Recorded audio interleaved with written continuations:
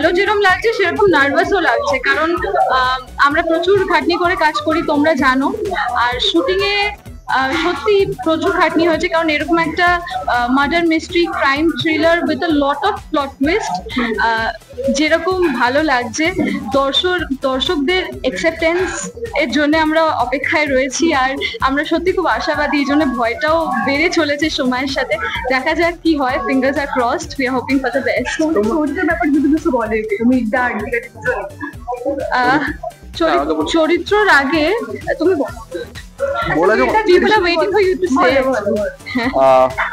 আমি একজন CID officer এবং আমার চরিত্রের নাম ঈশান।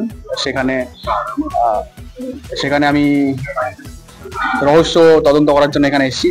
আর রহস্যটা হচ্ছে 100-150 ইউনিটের সামনে দুজন অভিনেত্রী খুন হচ্ছে এবং একই প্রসেসে একই সময়, এবং কেউ সেটা জানে না কে করছে, এবং আদৌ সেই সিআইডি অফিসার মানে আমি যেটা চরিত্র ঈশান, সে আদৌ শেষ পর্যন্ত সলভ করতে পারবে কি পারবে না সেটা নিয়ে গল্প। তো বাংলা ছবির শুটিং এ হঠাৎ যিনি হিরোইনের ক্যারেক্টার প্লে করছেন, তিনি হঠাৎ ফ্লোরের শুটিং এ একদম শুটিং চলাকালীন মার্ডার হয়ে যান, এবং যখন পুলিশ এই কেসটাকে সামলাতে পারেন না, তখন এই কেসটা চলে যায় সিআইডির কাছে, এবং সিআইডি অফিসারের ক্যারেক্টারটা প্লে করেছে মীর। আর তার সাথেও যারা এটা নিয়ে জেরা করে তারা হচ্ছে জার্নালিস্ট, খুব স্বাভাবিক তোমরা। তো আমি এখানে মধ্য জার্নালিস্টের মেইন জার্নালিস্টের ক্যারেক্টারটা প্লে করেছি। আমার ক্যারেক্টারের নাম হচ্ছে মোহর, এবং সেখানে সিআইডি অফিসার আর জার্নালিস্টেরও একটা আমাদের স্ক্রিন শেয়ার আছে, বাট রোমান্টিক কিছু নেই। এটা পুরোপুরি থ্রিলার আর পুরোপুরি মার্ডার মিস্ট্রি। মির্জা, তোমার একসাথে পোস্টারের সাথে শেয়ারিং করলে তোমার ফার্স্ট মুভি কেমন লাগছে? সাথে কাজ করে একই প্রশ্ন। খুবই ভালো লাগছে। প্রথমে তো আমি খুব নার্ভাস ছিলাম, কারণ আমি একজন নতুন, সেখানে আমি কতটা ভালো অভিনয় করতে পারবো সেটা নিয়ে আমার নিজের প্রচুর ডাউট ছিল, প্রশ্ন ছিল। সেখানে কেমন অভিনয় করেছি সেটা তো দর্শক বলবে, বাট আমি নিজের বেস্টটা দিয়েছি। আশা করি আমি বলতে ঠিক বলছি, আমি জানি না, বাট ইয়াস, আমি নিজে খুব লাকি ফিল করি, কারণ এরকম একজন স্টারের সঙ্গে আমি অভিনয় করতে পেরেছি। প্লাস আরো অনেক নাম করা স্টাররা আছে সেখানে, তাদের সঙ্গে আমার স্ক্রিন প্রেজেন্স আছে, এবং দেখা যাক সিনেমা রিলিজের জন্য আমরা সবাই অপেক্ষায় আছি। Let's hope for the best. আমার বাস্তবের থেকে তো লুকসটা একটু আলাদা, তো সেখানে আমি হয়তো লাইফে এতটা সিরিয়াস না থাকলেও সিনেমাতে প্রচুর সিরিয়াস আমি।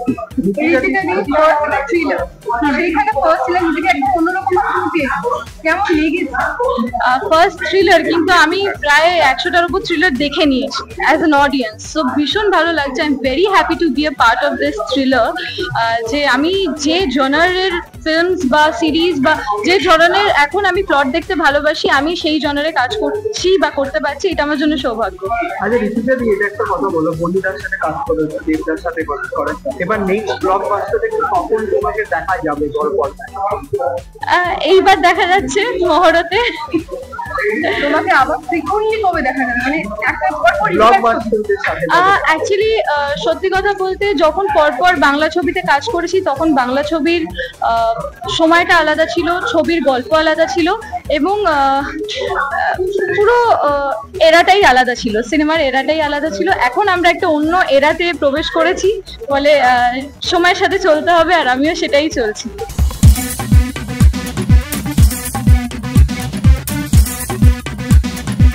এই ছবিটা অনেক আগের ছবি, মানে অন্যরকম স্টোরি। মানে আমার বিভিন্ন মুভি কিন্তু বিভিন্ন রকম হয়।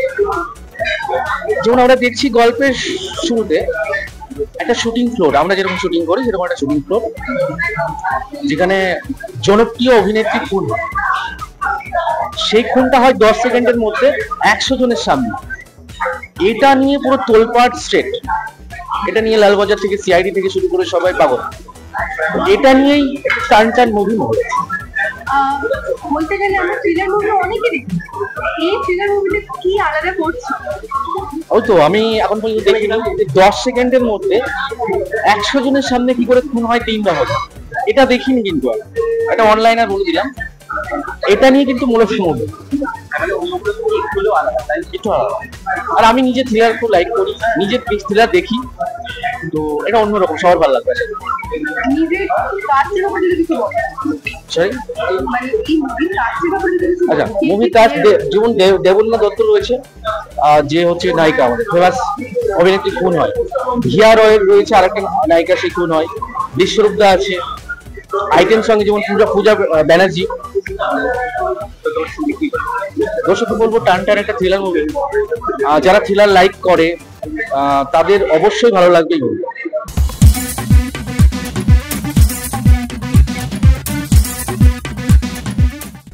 কারণ অনেকদিন হয়ে গেছে ভালো লাগানোটা।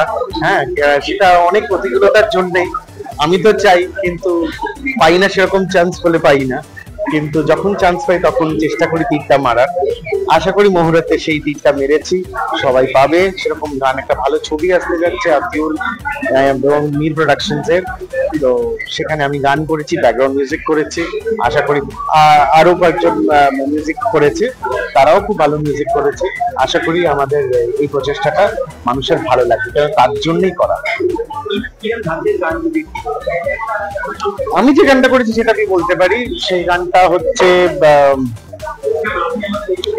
আজকের দিনে, আমি বহু বছর আগে, 13-14 বছর আগে যখন কোকাবাবু, কোকাকোলা এসব হয়েছে, সেই সময় সেগুলো খুব প্রযোজ্য ছিল।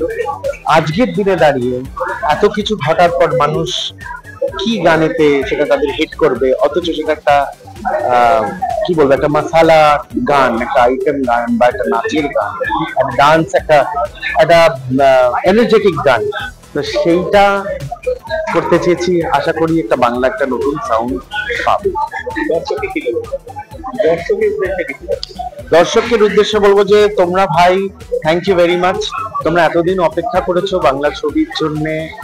বাংলা ছবি যেরকমই যখন দিয়েছে তখনই তোমরা সেটা সহ্য করেছো, নিয়েছো, ভালো লাগিয়েছো, না ভালো লাগিয়েছো, কিন্তু এখনো পাশে আছো তোমরা, এটাই বিশাল। কারণ তোমাদের মধ্যে দিয়ে অনেক অত্যাচারও হয়েছে। তো আশা করি আবার সময় আসছে যে তোমাদের কাছে তোমাদের মতন ভাবে, মানে সকল দর্শকের কাছে আমি বলছি, একটা টিপিক্যাল শ্রেণীর দর্শকের কথা আমি বলছি না, তারা হয়তো পান, কিন্তু অনেক দর্শক আছে, অনেক শ্রোতা আছে, তারা সেরকম পুষ্টিকর হয়তো পাননি অনেকে। আশা করি সেটা পাবেন আবার। আর লগে রহো মুন্না ভাই, हम लोग भी लगे रहे।